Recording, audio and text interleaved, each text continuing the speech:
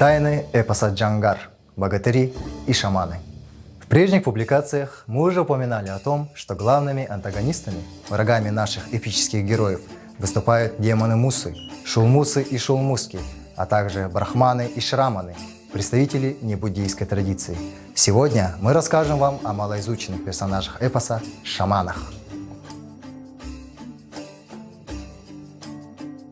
Для тех людей, кто читал эпос на родном языке, нет секрета в том, что хан Джангар и его богатыри-сподвижники – буддисты.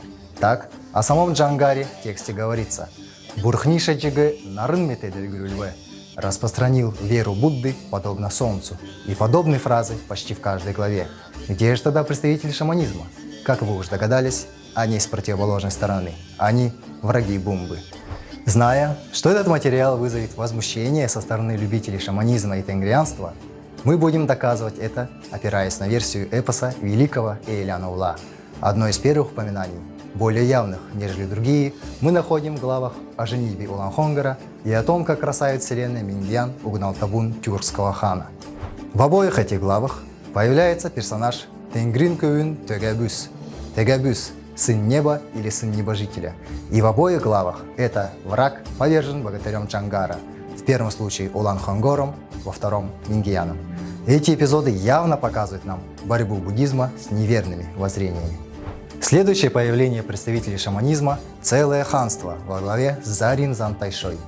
И владыка Джангар сказал: «Сын Булингира, славный Санал, я посланцем тебя снаряжу, к Зантайше поскакать попрошу, повидать Зарин Зантайшу.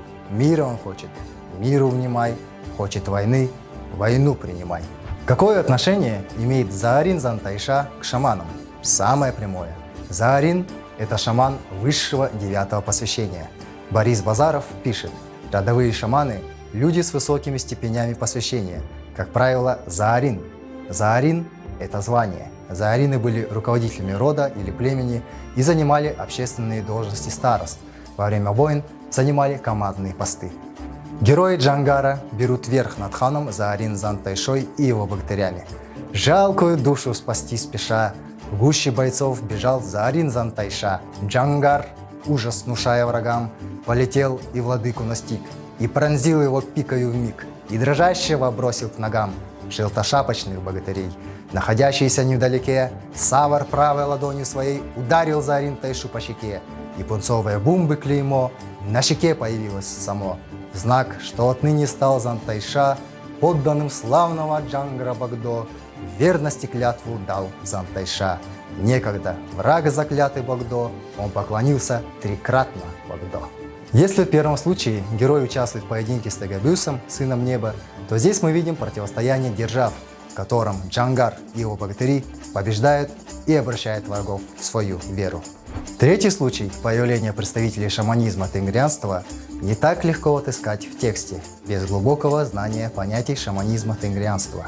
Он был найден совершенно случайно. Это Эхэ Докшин Магна хан. Меня всегда интересовало, почему такой грозный хан имеет эпитет Эхэ – бояться, а не Эхэ – устрашать. Оказывается, это шаманский титул. В труде Манджигеева бурятские шаманистские и дошаманистские термины есть слово «эхэ», что на калмыцком будет звучать так же, как и на бурятском – «эхэ». Первое значение этого слова, так же, как и в калмыцком языке, это «бояться». Второе – уже забытое у нас значение – «шаманская роща», место, где хоронили шаманов. В этом лесу нельзя было входить женщинам и пилить деревья. Таким образом, мы узнаем, что слово «эхэ» в эпитете «эхэ Докшин Магна хан» указывает на то, что это враг Бумбы – шаман. Это всего лишь 3 примера, где встречаются представители шаманизма тенгрианства в эпосе Джангар. На самом деле их больше. И все они – враги героев эпоса. Герои Джангара неизменно их побеждают, подобно тому, как свет учения Будды уничтожает тьму неведения и прекращает жуткие кровавые шаманские ритуалы, часто связанные с человеческими жертвоприношениями. В заключении хочется сказать, что мы – люди 21 века, живущие в цивилизованном обществе, а потому не должны уходить в духовный регресс. Наши мудрые предки сделали свой выбор в пользу отказа от шаманских верований, благодаря чему мы с вами не были поднесены в жертву духом, а дожили до сегодняшнего дня и имеем возможность читать свой великий эпос и понимать, как важно было для наших пращуров создать для нас твердую основу для развития. Ачир Тербатаев, Центр по развитию калмыцкого языка. Уважаемые зрители, Кынте Халягачныр, подписывайтесь на канал Центра развития калмыцкого языка, делитесь видео, ставьте лайки и оставляйте свои комментарии, ведь эти видео мы записываем для вас, и для нас очень важны ваши отзывы. Танрига Кындлдык, Хальмыкелин Ирджилтин Тев.